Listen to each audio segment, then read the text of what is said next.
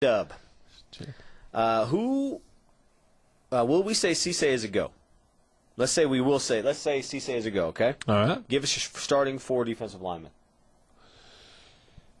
When the season starts, I would say that assuming everyone is injury-free, I think Colby and Rajon Henley still hold on to their spots. I think Brandon Williams does too. I'm not so certain that Jake Ratliff does, but don't get too caught up in the starting positions. Really, at any spot on that defense. Okay, because he said who's primarily going to spell them. See, yeah, and that's where you're going to get into it. I've had lengthy conversations with Ruff McNeil since spring ended over the summer. He is committed to playing 20 to 25 guys. He just is. All those safeties that we all talk about, you're going to get caught up into who's going to start at safety, who's going to start at the other corner. Well, guess what? The guy that's not starting at the other corner is going to play a ton of football. That's really what his MO is going to be, is I'm going to throw these athletes at people. And, let's talk about the guys that aren't going to start. You're right. I mean, Cisse's maybe not going to start. McKenna-Dixon may not start. Brandon Sharp may not start. Daniel Howard may not start. Richard Jones may not start. Chris Perry may not start. I mean, where do we stop it? But those guys are all going to play. And David Neal going to play. I mean, has it ever been like that before? Never. That's defensive linemen. Yeah, that's folks. just the line alone. Yeah. That's you've almost talked about 11 guys right there. And you know what? I'm not sure who the best one is. I'm not sure who the worst one is. But you know what? There's not a big gap between those two answers right there at all. And we kind of already talked about the playmaker, but here's more. Who's the meanest, nastiest son of a bitch on offense? We can say that on the Matador Report. We can't say that like on the radio. Brandon Carter. Runner-up? Several, I think, potential guys. Maybe a couple might surprise people, wouldn't it? Look, who you got in mind? Well, I don't want to say any names. Say it. No, this is a complimentary. I think Crabtree might be a little bit meaner. Absolutely. Than He's people not. think. He's not. He's not Eddie. He's lovable all the time. He's not all warm fuzzies. Meanest, nastiest son of a bitch. Well, then he wants to know on defense. Can we say that? Louis Vasquez is not exactly friendly to folks. No. I'll try to think of another. I'll tell you what.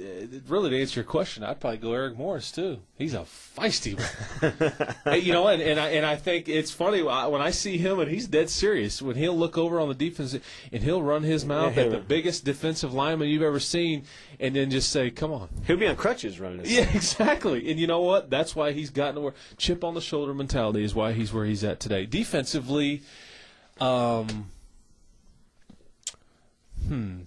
Richard Jones is not the nicest fella, and I mean that in a good way. He's very feisty. Feisty, yeah. Anthony Hines is a snarly sucker. He's he could play some ball. He will want to hit you. And then L.A. Reid. I think we could all agree on L.A. Reid. He's not a friendly fella on the football field. Of the whole team, give us one for the whole team. I would say probably, and I say this in a nice way, hands down, it's probably Brandon Carter. Yeah, I mean he's a different fella. And when it starts streaking and stuff, I don't want to be around him. Yeah. Cowtown Red wants to know who's the better golfer, me or you. I would think you are probably the better golfer. I would probably say you. Let's say this: neither one of us is very good. We're awful, and on this 2 on 2 thing, I think you and I together we're a pretty good golfer. But Reese's Peanut Butter Cup. Yeah, that's right. but truthfully, you and I play about 3 times a year, maybe at events. A year. Yeah. We don't have a lot of time. We're too busy catering to you folks. D.H. Wrangler wants to know because he sees the Big 12 South Championship being more mental than talent. Number one, how can the offense avoid meltdowns like Missouri? Again, the Missouri game, I think, 10 points. Yeah, the mental part of it, I think, is clearly something. I mean, do you think you're good enough? I mean, as a talent, there is one thing, but do you avoid the lapses and the letdowns, coming out with a lackluster performance like you did with Colorado last year? We talked about this on the show a couple weeks ago. Really, where you've gotten beat in recent years has been lapses and collapses, whatever word you want to use, up front, and that starts to snowball. You can't stop the run on defense. They start to run over you, then you just get tired, and then it's just look out. Offensively, you can't protect Harrell. He's running for his life. You can't do those things. this is the one year where in the trenches you can compete with anyone. I mean, depth on the offensive line and defensive line has been no better in the Leach era, and maybe ever. I don't know. I mean, with guys. So that's where I think that it's different now, and I think maybe you can avoid some of those letdowns because you are so strong. At least right now, before the fall camp goes, this is where you're so strong headed into the season. Do you think the defense will have the intensity we will need this year? I'll be shocked if they don't, just because of the coordinator. I mean, what did Marla Williams say recently on our show about all that? Yeah, I mean, just listen to that interview, and I think you would say yes. Yeah, I mean, they were. And again, I don't know how many star players there are among the bunch, but I mean, as a collective unit and with their coordinator, that's what he's changed from right here up. The talent has definitely gotten better, and the scheme I think is simplified and dumbed down and more aggressive. But it's because their mentality and everything that he's instilled in them is really the huge difference. Do you see a pivotal pivot? I knew I was going to do that too. I do that all the time. Do you see a pivotal game for us in 2008?